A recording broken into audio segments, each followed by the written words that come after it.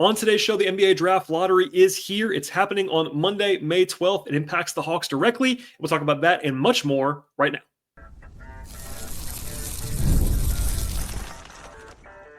You are Locked On Hawks, your daily Atlanta Hawks podcast. Part of the Locked On Podcast Network. Your team every day. Hello, friends. Welcome to episode 1972 of the Locked On Hawks podcast. I am your host, Rowland, coming to you deep in the night here on a Sunday evening into Monday. And today's show is brought to you by the folks at Monarch Money. Take control of your finances right now with Monarch Money and use code LOCKEDONNBA at monarchmoney.com for half off your first year. I also want to tell you at the top of the podcast, as I always do, to make us your first listen each and every day here at Locked On Hawks. Check us out and subscribe to this podcast anywhere you happen to find your podcast. That includes Apple, Spotify, Overcast. We're also on YouTube, so please like this video as you're watching it. And, of course, be sure to tell your friends and your family about this podcast. And it's lottery day. As listen to this podcast on Monday, the lottery is tonight, and there's plenty to get to. And quick at the top of this, I would say there's only one tiny bit of publicly reported movement on the Hawks' well-documented search for the president of basketball operations that's going on right now. I discussed that and some other stuff on a Friday night episode. That was a mailbag show. If you missed that one, still relevant at this moment in time. But before we get to the lottery, the new bit of reporting that happened on Sunday evening from Mark Stein and Jake Fisher, basically that they wrote that Sportsology, who is the firm that the Hawks have hired to run the search for the Pobo, quote, has been reaching out to various agents to gauge their interest, end quote. That's been in the water the last few days. I discussed that a lot on the show on Friday night. It doesn't mean they're definitely going to go that route, but it's definitely getting louder and louder. There's smoke there for sure. There's been some names thrown around there from some other like non-mainstream reporting sources, like Trae Young's agent made the rounds in one report that was out there, I think from Grant Afsif. Not too much to get to like beyond like just some rumblings there. If something happens more seriously and someone becomes a prime candidate, I'll talk about that in depth. Obviously, if you hire a Trae's agent, it becomes difficult, and not necessarily difficult, but complicated to say the least about everything else going on. But what I would say broadly is that unlike some of the other like executive names, agents really do not want their names out there unless that's really seriously going to happen, because it actually hurts them in their realm. If you're an executive somewhere else, if you're a free agent executive like Amani McNair or Calvin Booth, you want your name out there in the media. If you're an agent, you don't want that to happen unless that's going to be like the job for you to take. So it's kind of cloak and dagger right now. That's kind of maybe why you hire a search firm to keep these things under wraps. But in the meantime, nothing has really broken since Friday night. So listen to that podcast, and that's kind of the only thing that was added on. There's a little bit more smoke for the agents, but the clock is ticking for sure on that. And the entire league now is basically in Chicago for the draft combine, which is happening as we speak, and then also the lottery on Monday. Speaking of the lottery, that's going to be the theme of this podcast, a little bit of a quick one on Sunday night into Monday. It arrives, the lottery itself, at 7 p.m. Eastern time. It's on ESPN before Game 4 of Boston and New York on Monday evening. And as a reminder, the Hawks have the number 22 pick no matter what happens. That comes from the Lakers. And there are other like secondary rooting interests in the lottery that I covered on that last episode on Friday night. I answered a question about like teams to root for and maybe root against if you are the Hawks. But the real practical drama is whether the Hawks are going to have 2 first-round picks or 1. That's basically it. And the gap between having a late lottery pick, which the Hawks probably will have, but not definitely will have, and then not having one is pretty significant. The loss of a lottery pick, or at least potential to lose one, is a really big deal. So that's why this is a real dramatic event that's happening on Monday night for the Hawks. I'm also just candidly very excited. This is going to be the last time that I ever have to lay out the odds in podcast form. So here we go one more time. The Hawks have a 92.9% chance to have the 13th pick in the draft as the lottery approaches. They have the 13th pick if the Kings do not jump into the top 4, and the Spurs, which is actually the Hawks pick, do not jump into the top 4 as well. The combination of those two things is 92.9% to happen. So that's obviously very likely, but not incredibly perfectly likely, for instance. And that combination will put the Hawks at number 13 exactly. Now, there's also a 3.3% chance that the Hawks will pick 14th in the draft. And that is the chance that the Kings do not jump up, but the Spurs actually go up with the Hawks pick into the top 4. If that happens, the Hawks will have the 14th pick instead of the 13th pick. The remaining 3.8% or so, by the way, these are all rounded, but the remaining 3.8% is the chance that the Kings simply jump into the top 4. If that happens, the Kings keep their pick, and the obligation that they have to Atlanta will roll over to next year and become a top 10 protected pick. So yes, if you wanted to be the super aim for the stars person, you could say, well, if the Hawks don't get the pick this year, maybe they get the 11th pick next year. That's possible, but I'll just say bird in the hand on this one. If you get the 13th pick from that trade, that's a win. You want the 13th, 14th pick this year pretty clearly, in my opinion. So also a question that I've gotten a lot the last few days. I think people are starting to get on this now that are a little bit more like less plugged in, which is totally fine. Welcome aboard. There's been some confusion on this, though. I'll just say this late. The pick cannot land anywhere between 5 and 12. Like, it's not possible for it to land between 5 and 12. So if it's top 4, the Kings keep it. If it's 13 or 14, the Hawks have it, and they cannot go anywhere else. Because you're going into the lottery at 13, you only draw. The lottery is only for the top 4 spots.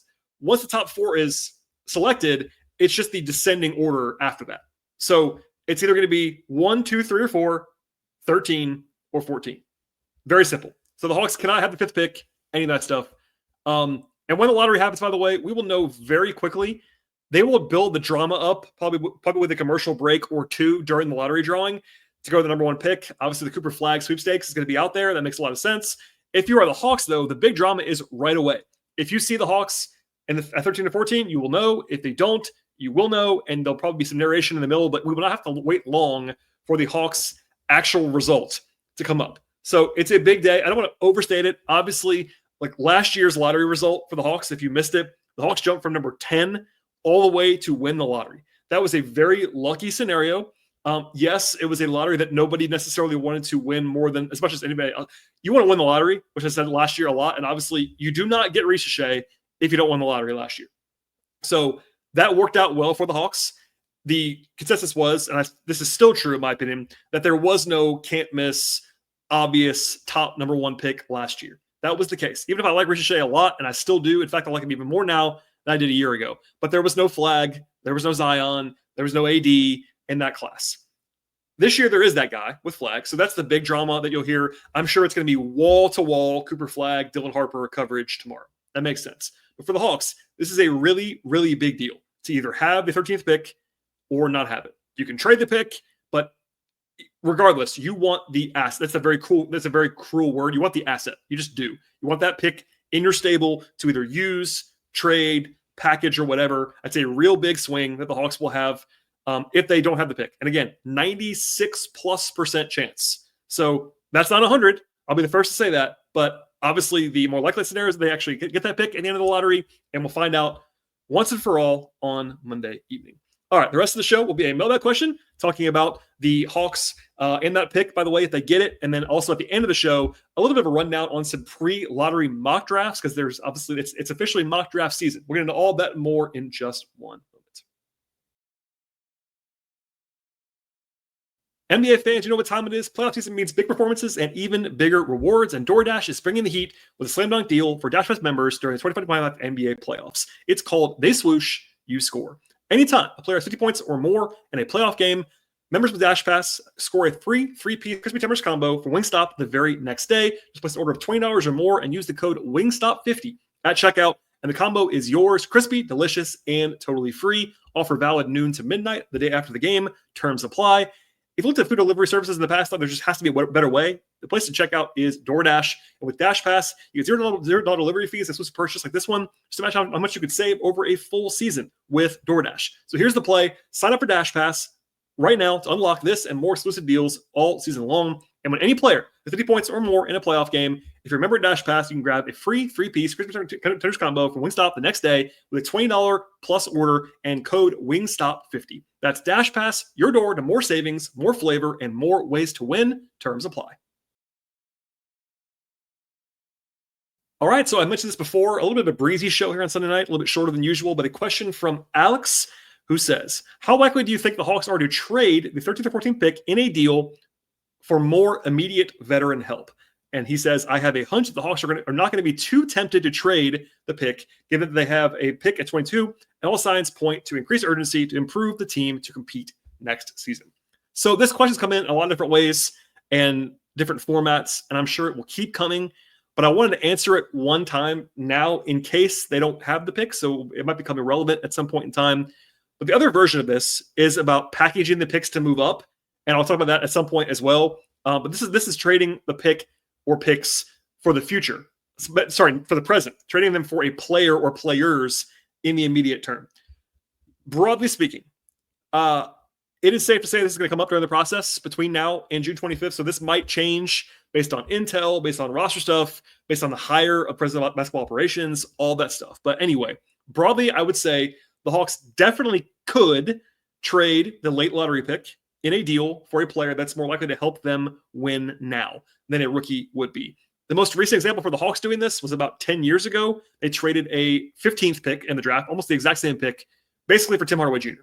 And that was not a move that I liked at the time, but they were in the middle of winning. They just won a bunch of games the previous year. They were in a win now kind of cycle with Budenholzer taking over, all these things. They did that. Now, this is a different situation altogether than that was, and it was 10 years ago, but it could be the primary chip in a deal, that pick, or it could be a big sweetener in a bigger transaction overall. And by the way, the same could be said for the other pick the Hawks have. You could still also trade 22. You could trade both picks, but you could also keep 13, 14 and trade 22 if you don't want to take two rookies. There's always philosophical disagreement on that. I am one that will go into this draft saying the Hawks definitely can and maybe even should make two picks. We'll come back to that in a second. But they certainly could trade the pick no matter what. Now, people hate when I do this, but it has to be said because it's not responsible otherwise. It is functionally impossible to say too much right now about what the Hawks are likely or unlikely to do based on reporting because they haven't hired the person who's going to make that decision. Just so now, like I don't love giving the answer, but it's pretty logical. If the person making the decision, or at least making a big part of the decision, as the president of basketball operations, has not been hired yet, it would be silly to think we know what they're going to do.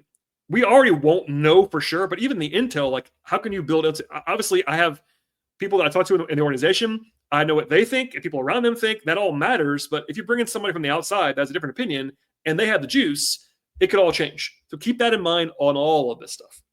Now, I do believe, and this is something I said before in the last few weeks, I think that firing Landry Fields was likely a signal from Tony Ressler and ownership that they do want to speed up a little bit and win more in the short term.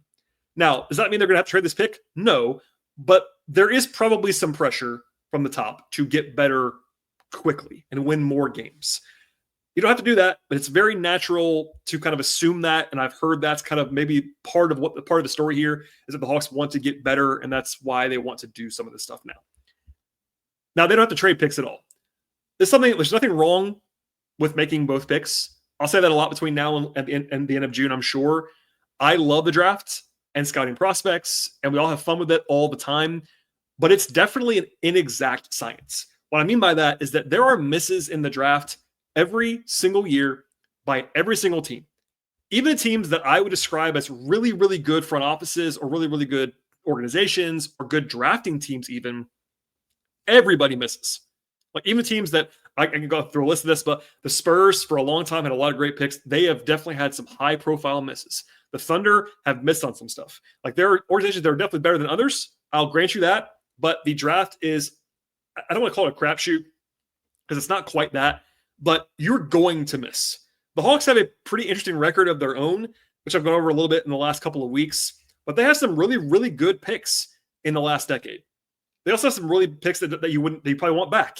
Like going back to like Adrian Payne was a disastrous draft pick. Now they traded him. That worked out pretty well, but they have some, Torian Prince was a decent pick. The other member, he didn't work out very well. That's basically this last time the Hawks had two picks in these ranges was that year they drafted Prince and Membry. Was that a terrible haul? No, Prince became a player that played in the league for a decade, but that wasn't a fantastic home run haul either. That's a good example of this. The Hawks have also hit on some mid to late first round picks. John Collins, Kevin Huerter, most famously recently, Jalen Johnson. All of those guys were between 19 and 20. That's a good spot. Those are all great picks, especially Jalen, and even Collins at 19 was a grand slam kind of pick. But you also have AJ Griffin, who retired. That wasn't your fault, but that was a pick that didn't work out for them. Cubby Buffkin is a TBD. Like they had, it's hits and misses. Even before that, like Bebe Nogueira was a pick in the mid first round. Dennis Schroeder was a good pick. So like you're gonna miss, you're gonna hit. That's the nature of the beast. And I say all that because you might just want two swings. Not everybody thinks that way, but if you play the math, you're probably better off making two picks at 13 and 22 than you would be at like making one pick at 8 or 9. We'll get into that later on with that hypothetical that I'm asked about literally every day right now. But what if we trade up? You can trade up if there's a guy that you are absolutely in love with. I'm not saying that you could never do that. Occasionally it works. But for me, in this class, as we'll get into more later on, there isn't that big of a jump for me between like 8, because you're not going to get 13 and 22 won't get you to 3 in this draft. That's not going to happen. You might get to like 8 or 9. And for me, there isn't a giant gap between 9 and 13 in this class. For me, I'd rather just stay there and make 2 picks and try to make a home run or whatever you want to do, multiple swings.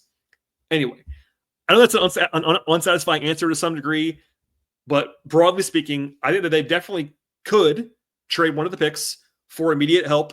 That's a spot that would make some logical sense if you don't want to go in with 2 rookies. I know there's always a prevailing wisdom that you don't want to have too many young guys, too many rookies. I don't subscribe to that, especially because the Hawks don't have that many young players. And they definitely could add 2 more rookies to this team and be totally fine with that. They don't have to play. Also, rookies are not going to be designed to help you. That's something I'll say all throughout the cycle if you're a new listener, is that you are not drafting for this season. You are drafting for the 3 or 4 years in the future. Rookies generally don't help you win. Occasionally, you'll find one that does. It's usually an older player or whatever. Richiche was a good rookie this year, and he wasn't some incredible NBA player, even as the number 1 overall pick. He was a good, useful player, but he wasn't going to change your life winning games that day. Same thing could be said for like all kinds of Alex Sarr, who I still think is a good prospect, was a actively damaging NBA player for most of the season. Richiche couldn't play in the league most of the season. Granted, it was in Houston when they were on a stacked team, but the number 3 overall pick was in the G League all year long. Like Stephon Castle, who won Rookie of the Year, was not a productive NBA player by all the advanced metrics. Doesn't mean he had a really good rookie season. He's a really talented player, but like most rookies, especially young rookies, are not going to help you win. And if the Hawks are trying to win, then they might want to slant in that direction, or you're drafting rookies to be developmental players more so than guys who are going to help you in the short term. So I'll stop rambling now. I'll just suffice to say, it would not surprise me at all if they traded one of these picks. It would also not surprise me at all if they made both picks. So hold on tight. That's not a great answer. I understand that. But again, with the shadow cast by the front office hire that's happening right now, I can't tell you with any certainty. And by the way, absolutely no one can tell you because they don't know who they're going to hire. And that's a big, big deal in the future. Okay, more to come on a pre-lottery mock draft roundup in a second, covering all kinds of prospects in this class in just one moment.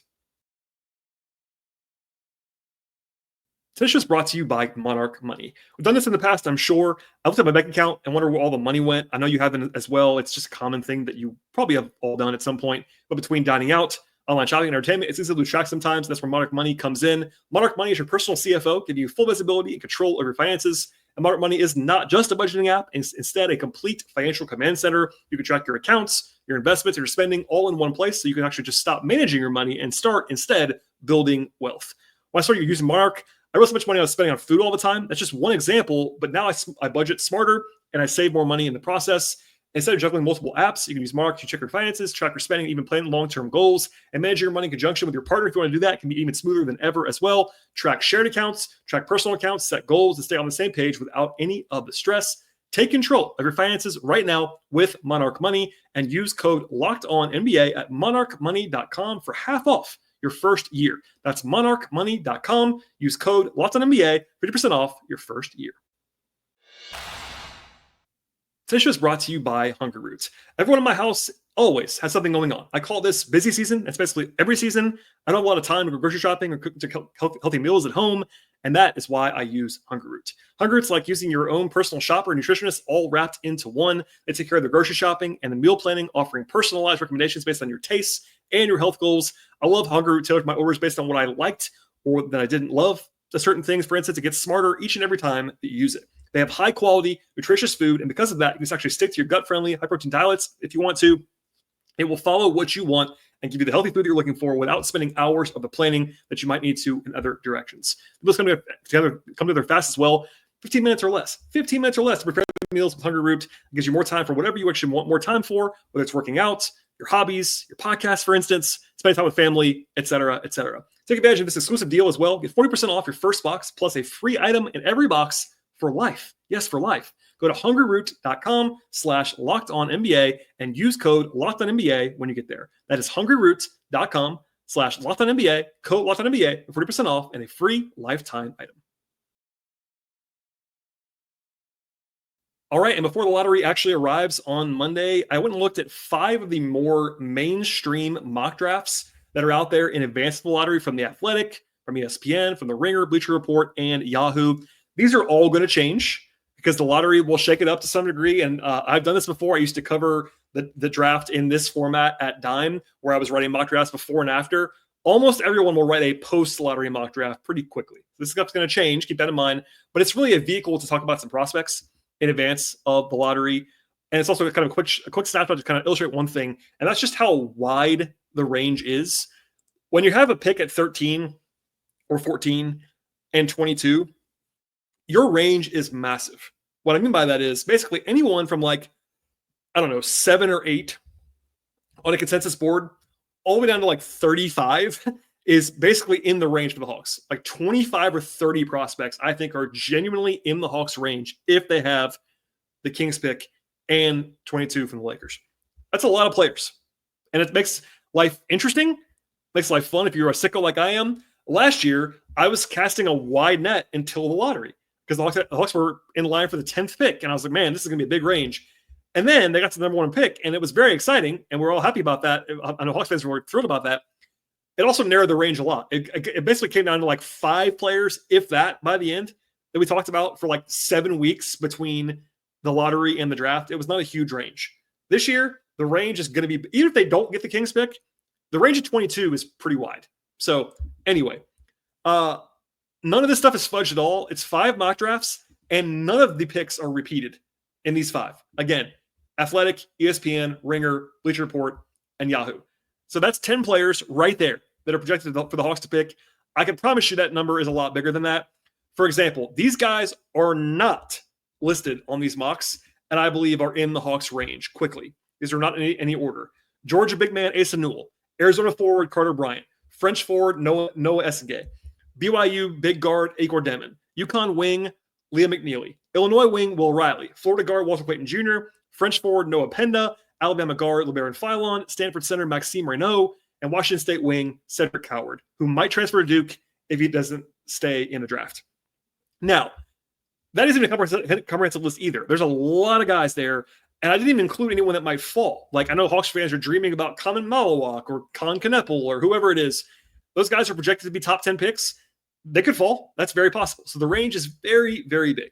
I say all that to say, hold on tight. Don't get attached to one prospect. I recommend that at this point in time. But a run up here quickly. At 13, these are the guys who were projected. Thomas Sorber from The Athletic and Sam Vecini. Jace Richardson from ESPN and Jonathan Wasserman and Jeremy Woo. Rasheer Fleming from The Ringer. Colin Murray Boyles from John Wasserman of Bleacher Report. And Kasparis Yakashonis from Yahoo. Quickly, Sorber is a Georgetown big man. Not a 7-footer that Hawks fans, some of them want. I get that. But a center prospect. Does a lot of things well on offense, on defense. He's got big, broad shoulders, good passer. I like him a lot. Him and Kongwu, not the perfect fit together, but I think that would be somewhat tenable, and I just like Thomas Sorber. That's a possibility. Richardson from Michigan State, kind of a combo guard, was great the second half of the season. High-level shooter, kind of a combo guard, but not a nuclear athlete. We'll see on that, but a guy that certainly is worth the investment and nothing else. Rasheer Fleming is a 6'9", bulky power forward from St. Joseph's. Shot it well this year. Not a crazy athlete, but definitely could defend with physicality and shoot it. Role player type, but certainly an interesting player. Colin Murray Boyles is a Tyler Jones favorite, friend of the podcast, of course, but a 6'8", powerful forward. Good passer, good rebounder, scored well at South Carolina, but kind of can't shoot. But defensively, potentially is awesome. For example, Yakashonis from Illinois, big 6'5" guard. Not a great defender, but not totally lost there, and has a great kind of stable of skills on ball passing, et cetera, et cetera. That's 13th pick. That's 5 guys, hugely wide range. No one that would enrage me on that list, et cetera. All right, number 22 overall. Ben Seraph was the pick for The Athletic and Sam Vecini. Seraph is more of a long-term bet, kind of a big guard, 19-year-old, really talented, but certainly a future-facing swing, a guy that probably will not help you much at all next season, But if you go a little bit safer at 13, maybe you take a little bit more of a swing at 22. It's not always that simple, but if you were to go with a bigger swing at 13, maybe go a little bit safer at 22. Like, you don't have to do that, but it's kind of logical if you think about it. It could be one more risky pick, one more safer pick. And safe gets overused a lot in NBA draft circles. Very few guys are actually safe, but more projectable, for example. But I like Seraph, definitely more of a swing, but a talented guy. ESPN had Nick Clifford, who was awesome this year at Colorado State. Older guy, wing player, like 22, 23 years old, but had huge numbers this year, can pass it, can shoot it, defend. He's just old, but I like him quite a bit. I think he's going to be a good role player in the NBA for a long time. Nolan Traore of the Ringer, 6'3", from the Ringer, 6'3" French guard, another kind of a swingy guy. Good defensive tools for sure, real upside as a guard. More long-term bet, could be gone by then. Obviously, like a lot of these guys could be, but an interesting kind of future-facing bet who's, again, French, maybe connection with Richichet, all those things. Danny Wolf was the pick for Bleacher Report and John Wasserman. Michigan big man, the very rare, like 7-foot-ish guy who can actually run a pick and roll as a ball handler, has some nice flash passes, scored well at Michigan, but turns the ball over a lot. And also, for a guy who is as big as he is not a great defender at all and isn't a great shooter either. So kind of an interesting skill set, very skilled player, kind of Hawksy, kind of Quinny, like the way that he can kind of dribble, pass, and shoot to some degree, but also some flaws, like a polarizing guy for sure. But definitely at 22 would be totally reasonable. And then the last one from Yahoo is Yaxel Lindeborg, who actually might not stay in the draft. He's probably along with Cedric Coward, like the two guys who were like first round-ish picks who might go back to school. Lindeborg was actually at UAB before. He's going to transfer to Michigan, and that's might be why he might not stay in the draft. He's going to get paid a lot at Michigan by all accounts. But a kind of a big 6'9" forward, can handle the ball, versatile offensive player, like had huge numbers, good rebounder, blocks and steals guy, like did a lot of things well at a lower level this year, but is a very interesting player. So how much of a shooter he is like kind of a question, but certainly can do a lot of different things. So that's a snapshot very, very quickly and in short fashion of all of these guys. But I just named the 10 guys they picked in these fake mock drafts, and then another 15, 20 guys that they were like certainly in range to take. I have my favorites. I'm sure you do as well. But big wide range. And by the way, I can guarantee you, and maybe I'll do this in a couple days, all these mock drafts will change over and we'll have new names. Obviously, if the top shakes up, if there's like a big surprise in the top 5, it trickles down. If somebody falls at the combine, somebody measures poorly or measures well or plays well, most guys won't play at the combine. I should say that. Most like top 10, 15, 20 picks don't scrimmage at the combine, but more guys than ever are going to the combine to at least get measured. And that's different than it has been. Like, for instance, in like 2020, 21, 22, no one was going to the combine. Now we're getting measurements for the guys, which will be very helpful in the future. But long story short, big wide range. And the big thing, as I said before, and I'll say it again, is will the Hawks have 2 picks? Because if they don't, that'll be unfortunate and we'll have to kind of do another year of scouting the Kings and all that fun stuff. But in the meantime, everyone's holding their breath, and the Hawks want that 13th pick, which is, again, likely to happen, but not a guarantee until we see the Hawks flash on the screen on Monday evening. All right, everybody. Thanks for listening. As always, please subscribe to this podcast anywhere you find your podcast, Apple, Spotify, YouTube, etc. Please tell your friends about the show for sure. Follow the show on X/Twitter at Locked On Hawks. Follow me there at BT Rowland, I should say. Follow me on Blue Sky at BT Rowland, and also have some non-podcast Hawks work when it comes to writing, extra audio, etc. at patreon.com/BT Rowland. All right, everyone, I'll have a podcast at some point late Monday night into Tuesday, and we'll see everybody next time.